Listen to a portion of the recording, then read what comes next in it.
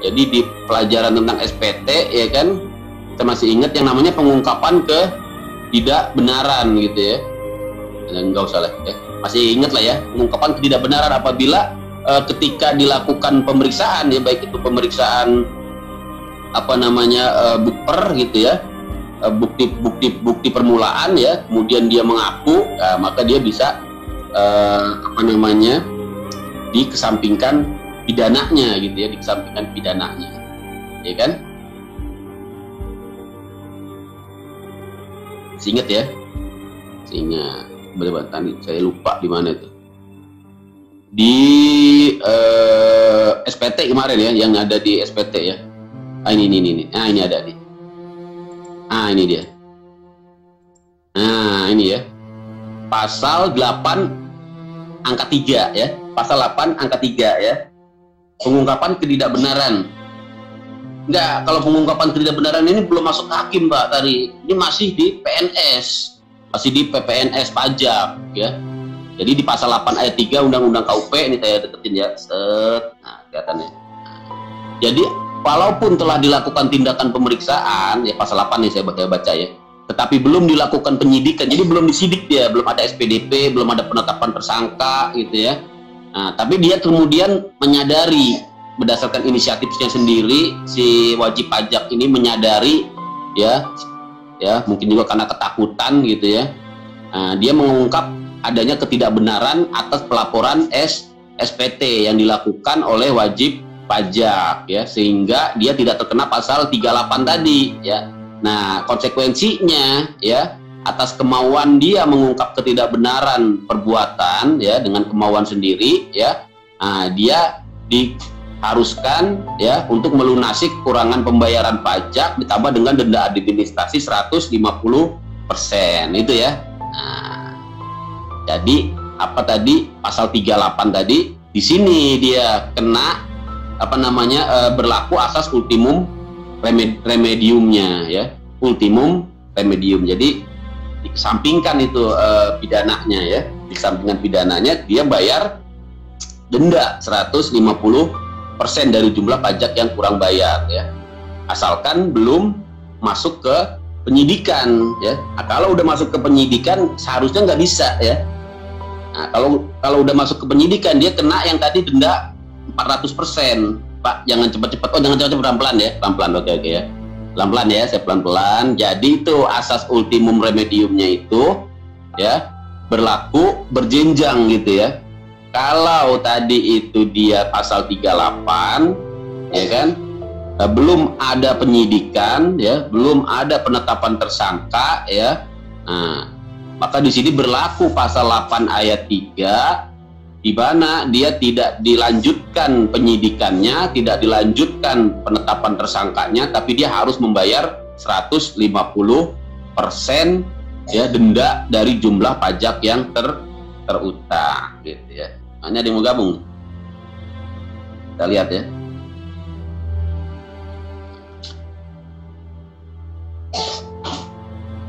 Gitu ya. Sukanya pelan-pelan. Wah, Pak Setiawan ini ya? Iya, Pak. Wah, sehat, Pak? Alhamdulillah. Sinyalnya alhamdulillah.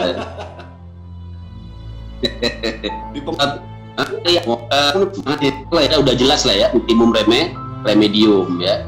Ada lagi satu lagi tadi, primum remedium. Jadi ini asas gitu ya.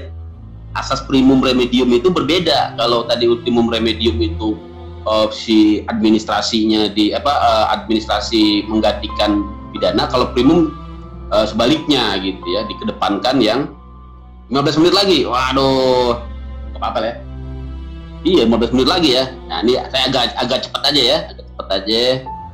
Nah, jadi itu ya, intinya sih itu. Nanti mengenai pasal-pasalnya sih bisa dibaca ya. Intinya ada delik karena kealpaan tadi pasal 38 ya kan, terus delik karena kesengajaan ya kan di pasal 39 ya. Banyak kalau kesengajaan ini ya, pasal 39 ayat 1 ya, ayat 2 dan seterusnya ya.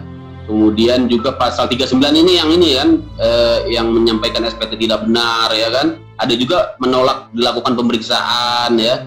Ada juga memperlihatkan catatan yang salah, ya. Wah, sampai buka puasa boleh juga nih. Sampai jam 9, masya Allah. Ada. Ini nih ya, tumbang nanti kita ya. Terus apa lagi? Nah, ini ya, kalau yang pasal 39 ya. Terus, tadi ODP tadi, bener tadi saya ngomong sama ODP tadi. Terus apa namanya, yang kesengajaan ini ya, pasal 39. Nah, pasal 39A ya, berikutnya pasal 39A. Jadi ada pasal 39, ada pasal 39. Nah, pasal 39A ini merupakan kriminalisasi ya. Nah, ya, merupakan kriminalisasi. Kriminalisasi dalam pengertian ilmu hukum. Maksudnya adalah tadinya perbuatan ini bukan peristiwa kriminal gitu ya. Apa itu? Yaitu menerbitkan ya atau menggunakan faktur pajak ya, bukti pemungutan pajak ya, bukti pungut ya, bukti pemotongan pajak ya, bukti potong, dan atau bukti setoran pajak yang tidak berdasarkan transaksi yang sebenarnya ya, tidak berdasarkan transaksi yang sebenarnya, TBTS ya, tidak berdasarkan transaksi yang sebenarnya, TBTS. Nah, itu tadinya bukan pidana dia ya, tadinya hanya administrasi, dikasih denda 2% dari dasar pengenaan pajak. Nah, tapi kemudian berdasarkan Undang-Undang KUP tahun 2007 dia naik ya, bukan naik, apa namanya, dikriminalisasi, dijadikan pasal pidana di pasal 39A ini dengan denda yang cukup berat ya, bahkan lebih berat dari denda sebelumnya ya, di pasal 39 dendanya sampai 6 kali ya, pidananya juga sampai 6 tahun ya, dan ini akumulatif, jadi ini berat loh ya, menerbitkan faktur-faktur bodong ini namanya faktur bodong ya, kalau di apa namanya di pasaran kita dengar faktur bodong ya, kalau istilah undang-undangnya disebut dengan TBTS ya, tidak berdasarkan transaksi sebenarnya. Nah, sekarang masuk pidana. Dulu sebelumnya dia adalah kriminalisasi ya. Nah, ini ya, jadi sebelumnya peristiwa menerbitkan faktur pajak ya, TBTS tadi hanya dikenakan sanksi administrasi berupa denda 2% ya dari dasar pengenaan pajak ya. Nah, tapi kemudian sejak KUP tahun 2007 ya, perbuatan tersebut dikenai sanksi pidana ya, dan hal itu di dalam ilmu hukum disebut dengan kriminalisasi. Jadi itu ya, jadi itu dikit lagi nih, 15 menit lagi ya, biar cepat ya, langsung aja pasal berikutnya. Nah, ini adalah pasal-pasal terkait dengan pihak ketiga ya, jadi bukan wajib pajak, ini akan menjerat pihak ketiga ya, yaitu instansi pemerintahan ya, termasuk apa namanya, lembaga-lembaga ya, asosiasi-asosiasi atau pihak lain yang di sini unsurnya ya, perbuatan pidananya ya, strafbarnya ya, actus reusnya adalah tidak memberikan informasi ya. Jadi di sini deliknya adalah apa namanya istilahnya ya, tidak melakukan kewajiban gitu ya, delik apa namanya, delik omisi ya, ya kan?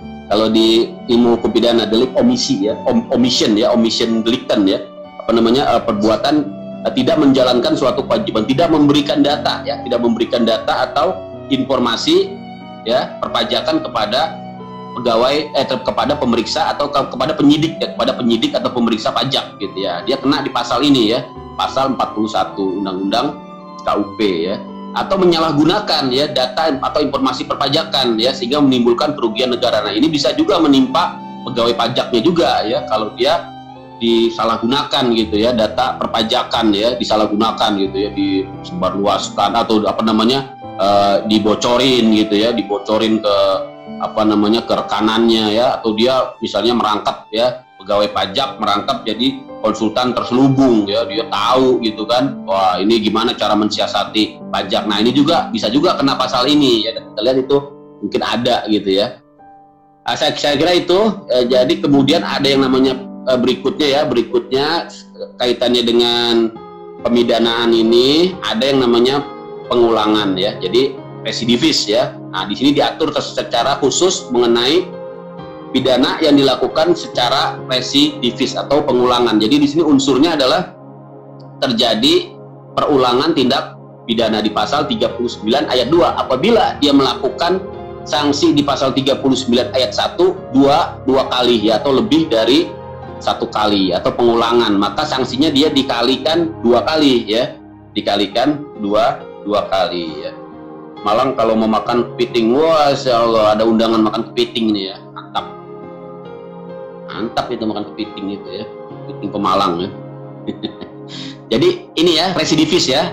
Nah, kena sanksi 2 kali lipat. Jadi kalau misalnya tadi dia kena di pasal 39 ayat 1 ya, misalnya kena penjara, udah kena penjara gitu ya 4 tahun ya. Nah, kalau dia ini masuk lagi pasal yang sama ya, di tahun yang sama ya, sebelum lewat 1 tahun, nah dia ulang lagi bikin kejadian yang sama gitu ya, misalnya tadi SPT lagi, bikin lagi SPT palsu gitu ya, bikin lagi apa SPT tidak benar, pembukuan palsu segala macem. Nah dia tadinya kena 4 tahun, diulang jadi kena 8 tahun ya. Denda yang tadinya misalnya berapa tadi dendanya ya, 4M gitu ya, miliaran kan dendanya tadi ya. Nah, bisa apa namanya 2 kali lipat ya, jadi 8M. Jadi intinya gitu ya. Nah, kalau residivis ini ada pengalian hukuman menjadi 2 kali ya, saya kira itu. Nah, kemudian ada yang namanya fogging ini ya, percobaan ya, ada tindak pidana fogging atau percobaan. Nah, kita ingat ya di hukum pidana ya kan, percobaan itu apabila suatu tindak pidana sudah ada perbuatan permulaan ya, sudah ada perbuatan permulaan ya. Di sini sih tidak dijelaskan, itu adanya di KUHP ya. Kemudian juga ada selesainya perbuatan pidana tersebut bukan karena kehendak si pelaku ya. Dari sini juga ada ya, di Undang-Undang Pajak juga ada ya yang namanya tindak pidana karena percobaan, yaitu menyalahgunakan atau menggunakan tanpa hak NPWP atau NPPKP ya, nomor pokok pengusaha kena pajak, atau menyampaikan SPT dan atau keterangan yang isinya tidak benar atau tidak lengkap tapi yang bersifat percobaan gitu ya, percobaan. Nah, nanti bagaimana cara mengetahuinya ya, nanti ya kita lihat prakteknya ya, kita lihat ya bagaimana penyidik bisa membuktikannya ya. Intinya di sini ada sebuah sanksi terhadap sebuah percobaan ya. Jadi dan sanksinya juga ya lumayan ya, cukup berat ya, 2 tahun ini ya paling lama pidana penjaranya ya, penjara ya, dan kumulatif juga dikalikan denda gitu ya, denda maksimal 4 kali ya. Jadi itu ya, ada yang namanya tindak pidana fogging atau percobaan. Nah, ini mulai juga ada namanya delik aduan ya. Nah, ingat nih, ada namanya delik aduan ya, karena apa ya? Aduannya ini tentunya delik aduannya harus ada korban ya. Korban ini mengadu ya kepada petugas mengadu kepada aparat, kepada penyidik ya, kepada penyidik pegawai negeri sipil Direktorat Jenderal Pajak ya, karena adanya kerugian ya. Kerugiannya karena apa ya? Kerugiannya di sini karena adanya peristiwa yaitu membocorkan rahasia ya, membocorkan rahasia. Wah, banyak kasus sekarang residivis kriminal biasa juga berlaku Pak, kayak yang sekarang lagi tren asimilasi. Nah, iya ya, itu juga residivis juga ya, ini udah residivis dilepas lagi ya, Masya Allah ya. Tapi kita itu ya, kita cek lagi ya, saya juga coba dengar aja itu ya, apa benar seperti itu ya, udah residivis kemudian dilepas gitu ya, dan akhirnya pada mencuri dan merampok lagi ya. Itu sih berita yang saya dengar ya, tapi saya belum cek lagi kebenarannya gitu ya, apa benar seperti itu ya. Tapi dalam proses asimilasi ya, sebenarnya sih asimilasi gitu ya. Oke ya, kita balik ke sini. Jadi apa tadi? Nah, ini tidak merahasiakan ya. Jadi dia harusnya merahasiakan. Ini menimpa pelakunya pegawai pajak gitu ya. Pelakunya pegawai pajak. Jadi harusnya merahasiakan segala sesuatu yang diketahuinya ya, yang diberitahukan kepada wajib pajak ya, dalam rangka jabatan. Jadi memang nggak boleh sebenarnya ya pegawai pajak itu yang merangkap menjadi konsultan gitu ya, karena nanti kena di sini ya. Nanti pasti dia ngebocorin rahasia karena dia sudah merangkap jadi konsultan juga, ngikut bikin SPT. Takutnya gitu ya, konflik of interest gitu kan, dia punya data perpajakan gitu kan. Oh, saya tahu nih ya, saya tahu ini, saya misalnya data perpajakan, tahu rekening, tahu apa, tahu transaksi gitu kan, tahu supplier dari mana, orang dapat langganan dari mana dia tahu gitu kan. Kemudian dia bocorkan gitu kan. Nah, intinya ini bisa menjadi suatu perbuatan pidana, makanya ini hati-hati gitu ya, terutama buat pegawai pajak gitu ya. Baiknya ya kalau masih berstatus PNS ya udah ya, jangan ikut-ikutan ya, kayak kasus Tegayus gitu kan. Kayak kasus Tegayus kan gitu kan, dia pegawai pajak gitu ya, tapi dia nyambi ya bantu perusahaan ya di dalam proses litigasi. Akhirnya dia ngebocorin, oh saya tahu nih keberatannya nanti kalau oh saya tahu nih nanti bandingnya kayak gini, diterima bakal ditolak, oh nanti bunganya aja kita main. Nah jadinya model-model begitu ya. Dika ya, gak apa-apa telat ya, lebih baik telat daripada tidak sama sekali gitu ya. Saya nggak ngecek grup ya, saya cek grup bentar ya. Itu ya, jadi ini kepada pegawai pajak ini ya, harus hati-hati ini, jangan sembarangan gitu ya. Mendingan kalau emang mau bantu apa namanya perusahaan, ya lewat jalur resmi aja gitu ya. Maksudnya misalnya mau butuh konsultan, ada kan konsultan gitu ya, konsultan pajak yang bersertifikat gitu ya. Nggak usah orang pajak ikut di situ gitu ya. Nah, kalau dia ketahuan, ya ada yang lapor ya, dia bisa kena ini ya, buat pasal 41 Undang-Undang KUP. Saya kira itu ya. Nah, menarik emang nih pajak ini ya.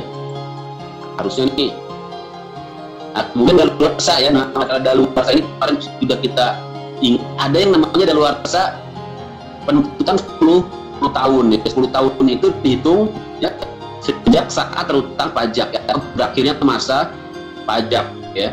Nah, dia sudah 10 tahun udah luas penuntutan, beda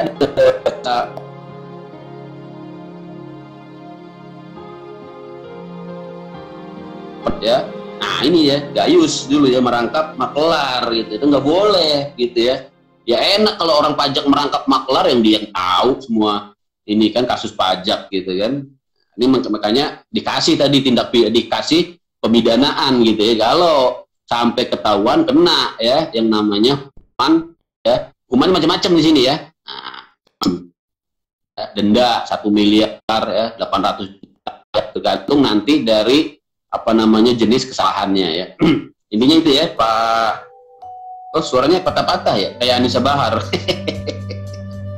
Ada jaringannya kali ya. Bagus kok jaringan. Siap ya. Suaranya kurang jelas ya. Baik itu. Kemudian saya kira udah mau ini ya. Dikit lagi ya. Jadi kembali saya ulang lagi. Bukan saya ulang ya, saya perjelas gitu ya. Kalau ngulang-ulang nanti bosan. Saya perjelas. Belum minum, iya pengen banget nih minum. Menyelam sambil minum air, waduh enak. Jadi tadi ini ya. Jadi dari segi pelakunya ya, ada yang menimpa wajib pajak ya, ada yang menjerat bukan menimpa ya, ada yang menjerat wajib pajak, ada juga yang nanti akan mengenai pihak ketiga ya. Pihak ketiganya ini siapa ya, macam-macam nanti ya, sampai konsultan juga bisa kena ya. Nah, pihak ketiganya ini adalah kita lihat di sini yang namanya unsur dual naming ya. Dual naming itu apa? Penyertaan ya, penyertaan tindak pidana ya. Jadi bisa menyangkut pihak-pihak yang di sekeliling wajib pajak ya, misalnya adalah orang yang menyuruh gitu ya, di pasal 43 ayat 2 ya, orang yang menganjurkan ya. Nah, membantu ya, termasuk membantu di sini ya, misalnya konsultan dari atau orang pegawai pajak ikut-ikutan gitu ya, ikut-ikutan merekayasa PT ya, atau konsultan gadungan gitu ya. Kalau konsultan yang benar mungkin dia takut gitu kan, nanti kan ketahuan izinnya dicabut, nggak bisa kerja dia kan. Kadang konsultan gadungan juga ya, ngaku-ngaku konsultan, makanya harus dicek juga ada nggak sertifikatnya, ada nggak izinnya gitu ya. Ngaku-ngaku saya bisa nih ngecilin pajak ya, akhirnya dia malah kena tangkep ya. Ya kalau dia kena tangkep ya yang nomor satu perusahaannya dulu yang kena ya, yang paling tanggung jawab PP. Nah tapi tentunya si konsultan juga kena juga di pasal ini ya. Ya itu dia nanti ikut yang namanya tindak pidana dual naming ya, penyertaan ya, ikut membantu turut serta gitu ya. Nah ya, atau nanti kita lihat pihak ketiga juga ya, termasuk konsultan, termasuk pegawai juga bisa ya, pegawai perusahaan gitu ya, ketika dia misalnya didatengin orang pajak, dia tidak memberikan keterangan atau memberikan keterangan yang tidak benar ya, di pasal 35 dia kena denda pasal 41A ya. Nah, ya kena denda pasal 41A ya, dan juga pasal 41B ya. Siapa? Oh, siap apa nih? Betul nih. Siap mau selesai.